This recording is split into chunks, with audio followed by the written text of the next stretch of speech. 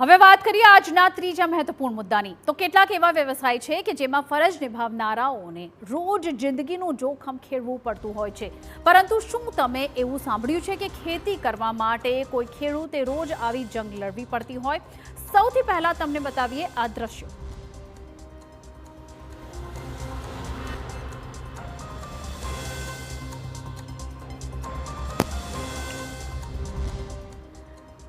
એક ખાટલાને રોપવેની જેમ બાંધવામાં આવ્યો છે અને તેના દ્વારા ખેડૂતો આ પારથી પેલે પાર પહોંચી રહ્યા છે। કારણ એ છે કે ખેડૂતોના ખેતર સામા કાંઠે આવેલા છે અને સામે છેડે પહોંચવાનો કોઈ જ બીજો રસ્તો નથી। છેલ્લા 10 વર્ષથી આવી જ સ્થિતિ છે।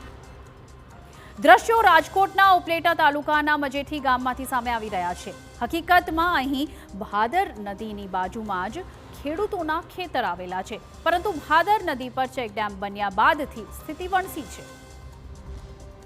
ખેડૂતોનો આક્ષેપ છે કે ચેકડેમ ઓવરફ્લો થતાં તેનું પાણી ખેતર જવાના માર્ગમાં ભરાઈ જાય છે અને સામે પાર પહોંચવું ખૂબ જ મુશ્કેલ અને લગભગ અશક્ય બની જાય છે।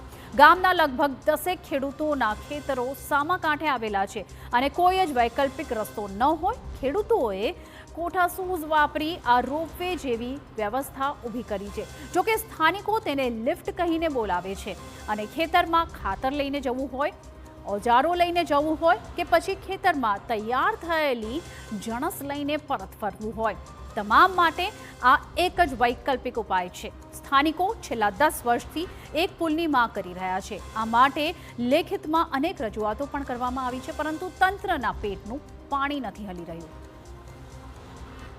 જણસી તૈયાર થઈ જાય તો જણસી આની ઉપર જ લઈ આવવાની, બાકી તો અહીં કોઈ બીજો રસ્તો છે ને વૈકલ્પિક રસ્તો, આ જ રસ્તેથી બધું લઈ આવવાનું અને ત્યાં કોઈ સાધન તો જતું નથી। આ બાબતની રજૂઆત કરેલી છે? આ બાબતની રજૂઆત જિલ્લા પંચાયત, તાલુકા પંચાયત, સરપંચ દ્વારા રજૂઆત કરેલી છે।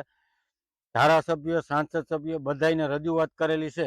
મજેઠી ગામના ભાદર કાંઠે એક નરિયાનું ઓકરું આડું ઊંડું આવે અને એની આગળ 10 ખેડૂને જવા આવવામાં એવી તકલીફ છે। અમારે ભાદરનો કોઝવે ચેકડેમ બંધાણા પછી એની અંદર પાણીનો વધારે પ્રવાહ રહે છે, એટલે ખેડૂતને બહુ પારાવાર તકલીફ થાય છે જવા આવવામાં।